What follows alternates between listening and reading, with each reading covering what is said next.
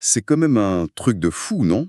Comment ça se fait que les plus grands empires de l'Antiquité, avec leurs armées prétendument invincibles, leurs chars de guerre redoutables, et enfin leurs forteresses titanesques, aient aujourd'hui totalement disparu sous les sables? Ouais, c'est clair, il ne reste plus rien. Bah oui, plus rien du tout.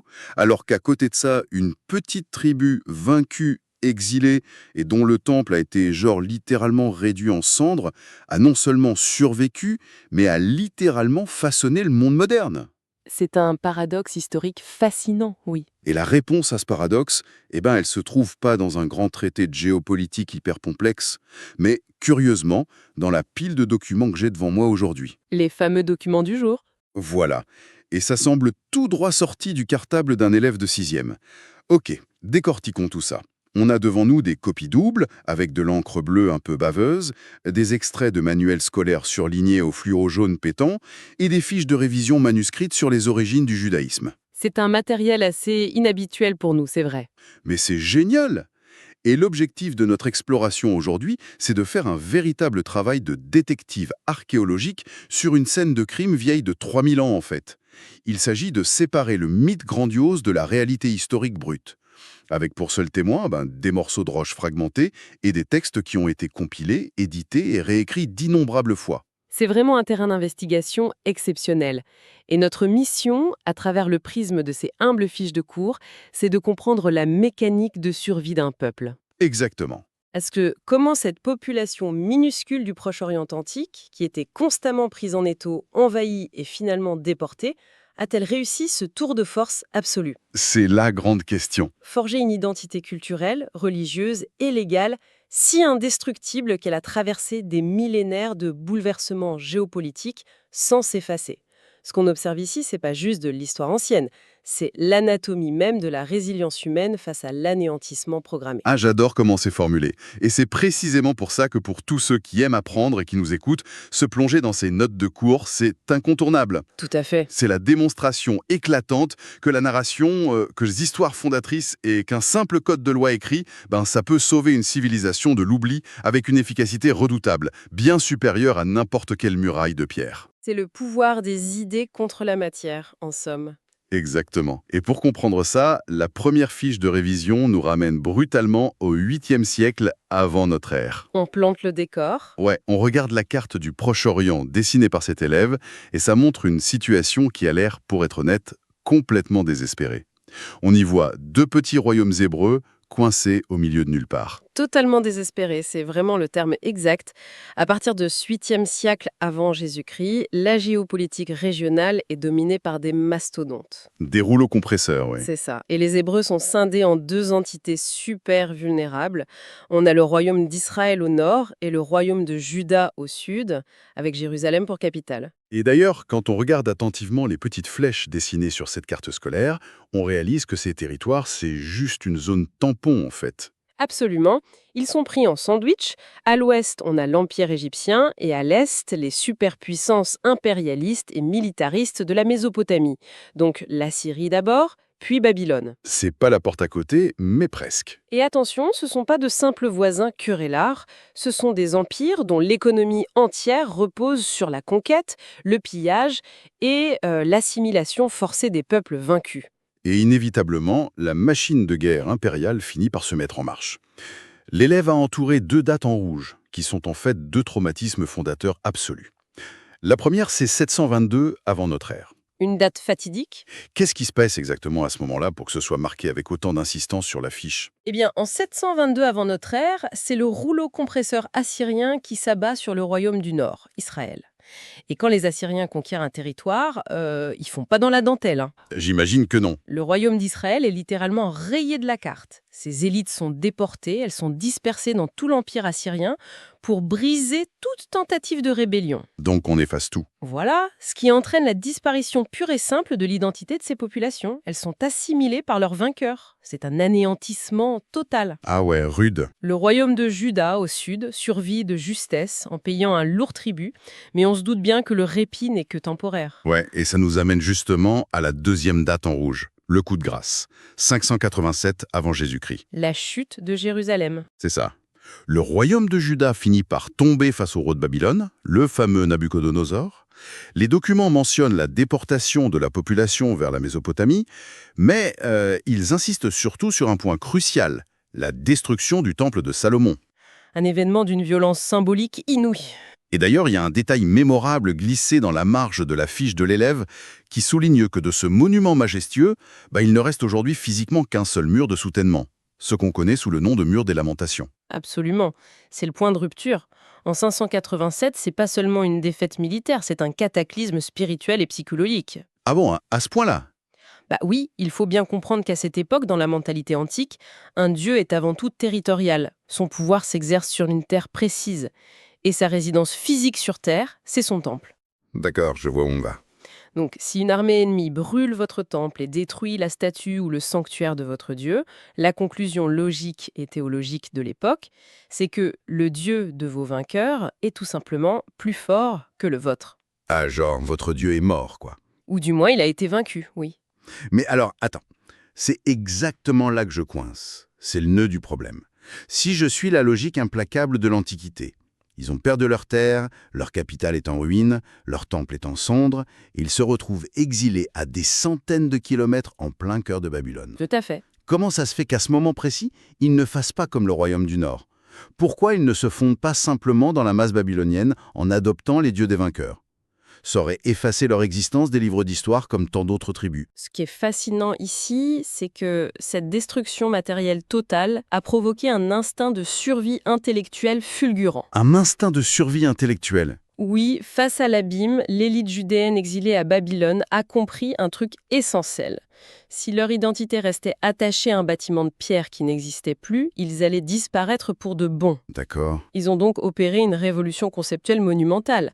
Ils ont transféré le sacré, ils ont transféré l'identité de l'architecture physique vers l'architecture textuelle. Oh, j'adore cette idée. C'est un peu comme passer du hardware au software, en fait. Exactement, c'est une excellente métaphore. Un temple de pierre, c'est du matériel lourd. C'est impressionnant, mais c'est hyper vulnérable.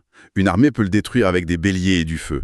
Mais si le cœur de la culture et de la religion devient un texte, ça c'est un logiciel. C'est ça. C'est portable, ça peut être copié, ça peut traverser les déserts, survivre aux empires et s'installer dans l'esprit de n'importe quel exilé. C'est la naissance même de la notion de peuple du livre. Privés de leur patrie, ces exilés commencent à rassembler, à compiler et à structurer de manière intensive leurs traditions orales, leurs lois et leurs chroniques royales. Une vraie sauvegarde d'urgence, quoi. Oui, c'est le véritable début de la rédaction de la Bible hébraïque telle que nous la concevons aujourd'hui. Un effort titanesque d'écriture pour préserver la mémoire face à l'exil, écrit à partir du 8e siècle. D'accord, mais en regardant les devoirs de cet élève, il y a quand même un truc qui me fait un peu tiquer. Quoi donc ? Dans un exercice de comparaison de textes, on voit super clairement que cette compilation biblique, elle s'est pas faite dans une bulle. L'élève devait mettre en parallèle l'histoire du déluge dans la Genèse avec un texte mésopotamien beaucoup plus ancien. L'épopée de Gilgamesh. Voilà. La Genèse parle de Noé, prévenu par Yahvé, qui construit une arche pour survivre à 40 jours de pluie. Mais juste à côté, on a des extraits de Gilgamesh qui datent de, genre, 3000 ans avant notre ère. Oui, c'est l'un des plus anciens textes littéraires de l'humanité. Et c'est fou, parce que dans Gilgamesh, le dieu de l'eau, Ea, prévient un humain d'un déluge imminent de 7 jours. Il lui dit de construire un bateau, d'y embarquer des animaux, et à la fin, le survivant lâche des oiseaux pour voir si l'eau s'est retirée. C'est la même histoire. Les parallèles sont structurellement indéniables. C'est vrai. Mais attends, c'est pas le seul exemple. Plus bas dans la page, il y a la légende de Moïse sauvé des eaux. Ah oui, un classique. Moïse mis dans une corbeille de papyrus enduite de bitume sur le Nil. Et le prof a mis en regard la légende de Sargon de Mésopotamie, un grand roi. La mère de Sargon, une prêtresse, le place secrètement dans une corbeille de jonc fermée avec du bitume sur un fleuve. Il est récupéré par un puiseur d'eau et devient roi. C'est du copier-coller et GG. C'est vrai qu'on retrouve ces motifs de l'enfant fondateur partout dans la région, caché dans une corbeille étanche, abandonné sur les flots et sauvé par miracle. C'est un archétype littéraire antique très puissant. Mais alors, je dois jouer l'avocat du diable 2 secondes. Si on regarde ça avec des yeux modernes, on a l'impression d'assister à un plagiat colossal, comme un étudiant qui copie la thèse de son voisin en changeant juste les noms. Je vois tout à fait ce que tu veux dire. Et surtout, c'est totalement contre-intuitif. Si les exilés voulaient préserver leur identité face aux Babyloniens, pourquoi ils auraient calqué leur récit sur ceux de leurs geôliers? C'était pas le meilleur moyen de s'assimiler et de perdre cette identité? C'est une excellente question, et c'est vraiment tout le paradoxe de cette entreprise. Mais il ne s'agit pas de plagiat ni d'assimilation aveugle. C'est plutôt ce qu'on pourrait appeler de l'adaptation culturelle subversive. De l'adaptation subversive. Oui, les Hébreux vivaient dans la même région, le croissant fertile. Ils baignaient dans ce bassin culturel commun. Les inondations dévastatrices du Tigre et de l'Euphrate, c'était la terreur de tous. Il était donc naturel de partager un imaginaire commun. Des angoisses communes, ouais. Exactement, des codes narratifs que tout le monde comprenait. Mais là où réside leur génie, c'est dans la modification de la charge idéologique du texte. C'est-à-dire? Ils utilisent le même moule, mais ils changent la recette à l'intérieur. C'est ça? Précisément. Si on prend Gilgamesh, le déluge est déclenché parce que les dieux sont capricieux. Ils sont agacés par le bruit que font les humains. C'est un peu absurde. Oui, c'est le chaos polythéiste. Mais dans la version biblique, le déluge devient une réponse morale à la corruption humaine. Et Yahvé sauve Noé par un choix éthique. Ah, je vois la nuance. Les Hébreux s'emparent des récits grandioses des empires qui les écrasent, mais ils les transforment pour faire passer leur propre message inédit.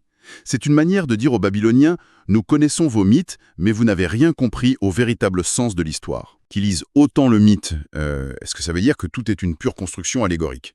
L'archéologie, elle en dit quoi? Eh bien, la Bible n'est évidemment pas un manuel d'histoire au sens moderne, mais elle s'ancre dans une réalité historique indéniable, et l'archéologie est là pour le confirmer. Ah, on a des preuves. S'il n'y a pas de preuve archéologique de l'existence d'Abraham ou de Moïse, la situation change à partir de la période monarchique. Prenons le roi David, le fondateur mythique de Jérusalem, le vainqueur de Goliath. Oui, lui. Pendant longtemps, on s'est demandé s'il avait réellement existé. Or, en 1993, des fouilles ont mis au jour une découverte majeure. Ah oui, je vois la mention sur l'affiche. La stèle de Tel-Dan, datée du 9e siècle avant Jésus-Christ. C'est un fragment de roche volcanique noire avec une inscription. C'est ça. Et sur cette stèle, un roi ennemi se vante d'avoir vaincu des rois d'Israël et il mentionne explicitement la maison de David. Ah ouais, carrément le nom de David dans la pierre. Oui, c'est la toute première preuve extra-biblique qui confirme que David n'est pas qu'un mythe littéraire, mais bien le fondateur historique d'une dynastie. D'accord. Ça prouve que les compilateurs ont tissé ensemble des mythes régionaux réadaptés, mais aussi des chroniques royales bien réelles pour forger leurs récits. Ok, je commence à voir l'architecture du système. Ils ont créé un logiciel portable à partir de leurs annales et des mythes ambiants. Mais pour que ce peuple tienne bon en plein exil babylonien, face à des Égyptiens ou des Assyriens surpuissants, il fallait une idée radicalement différente des autres. Une ligne directrice claire. Et cette idée, c'est le grand saut évolutif de l'histoire des religions, le monothéisme. C'est la clé de voûte de toute cette construction. Dans un monde antique profondément polythéiste, où chaque ville a son dieu tutélaire, Où il y a des dieux pour tout, voilà, l'idée qu'il n'existe qu'un seul et unique dieu de l'univers, abstrait et sans représentation physique, c'est une rupture conceptuelle inouïe. le manuel d'histoire met un terme en gras pour expliquer le lien entre ce dieu unique et ce peuple exilé. L'alliance, un pacte sacré. Le fameux pacte. Et le mythe fondateur de cette alliance, on le connaît, c'est l'Exode. Yahvé qui libère les Hébreux de l'esclavage en Égypte avec Moïse. En échange de ce sauvetage, le peuple s'engage à respecter les règles de ce Dieu. Et attention, ces règles ne sont pas de simples recommandations spirituelles. Ce sont les 10 commandements transmis sur le mont Sinaï. Ouais, Ce qui est remarquable dans les devoirs de l'élève, c'est l'analyse de ces lois. Il a dû les classer en 3 catégories strictes. Et ça révèle la véritable fonction de ces commandements. C'est pas juste un catéchisme, c'est une constitution sociologique de survie. penchons-nous sur ce classement parce que ça explique vraiment le comment de leur résilience. La première catégorie, c'est les lois purement religieuses. Tu n'auras pas d'autre Dieu, tu ne feras aucune image cultée, tu respecteras le Shabbat. C'est la démarcation nette avec le monde antique en fait. Exactement. Si l'on relie cela au contexte global de l'exil, cette première catégorie, c'est un bouclier contre l'assimilation religieuse.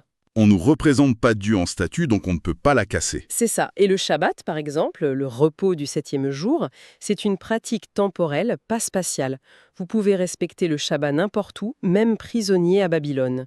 C'est un sanctuaire dans le temps, puisqu'ils n'ont plus de sanctuaire dans l'espace. C'est brillant, vraiment. La deuxième catégorie, ça concerne la vie privée, le noyau dur familial. Honore ton père et ta mère, tu ne convoiteras pas la maison de ton voisin ni sa femme. C'est fondamental car, lorsque l'État disparaît, que le roi est capturé et que l'armée n'existe plus, Qu'est-ce qui reste? la seule structure sociale qui reste pour éviter l'effondrement, c'est la famille. Renforcer l'autorité parentale par la loi divine, ça garantit la transmission du savoir aux générations nées en exil. C'est hyper logique. Et ça nous amène à la troisième catégorie, les lois de vie en commun. Tu ne tueras pas, tu ne voleras pas, tu ne commettras pas l'adultère, tu ne porteras pas de faux témoignages. Les règles de base de la société. Ouais, de l'extérieur, ça ressemble à la morale de base. Mais dans le contexte d'une communauté de réfugiés traumatisés, c'est le seul moyen d'éviter la guerre civile, en fait. Tout à fait. Ne pas porter de faux témoignages, c'est essentiel quand la confiance, c'est la seule monnaie d'échange qu'il te reste pour survivre au milieu d'un empire hostile. Tu as parfaitement mis le doigt sur le mécanisme. Ces lois forment une infrastructure légale et morale autonome. C'est une législation qui n'a pas besoin de police pour fonctionner, puisqu'elle est intériorisée par la croyance en l'alliance. C'est la loi dans la tête des gens. Voilà, c'est ce qui a permis à ce tissu social de ne pas se déchirer. Mais attention, en lisant la suite du cours d'histoire, je vois un énorme paradoxe. L'instauration de ce monothéisme strict, ça n'a pas été un miracle spontané. Loin de là, oui. On nous parle d'un acteur politique clé, le roi Josias, qui a régné de 639 à 609 avant notre ère, donc juste avant la grande destruction babylonienne. Le texte raconte qu'il découvre le livre de la loi dans le temple et qu'il l'utilise pour unifier son peuple. C'est un moment charnière de l'histoire. La réforme de Josias est une tentative d'unification politique acharnée face à la menace des empires environnants. D'accord. Il comprend qu'une nation divisée spirituellement est politiquement faible. Donc, il centralise le culte à Jérusalem. Ouais. Mais regarde ce détail précis du texte qui me fait tiquer.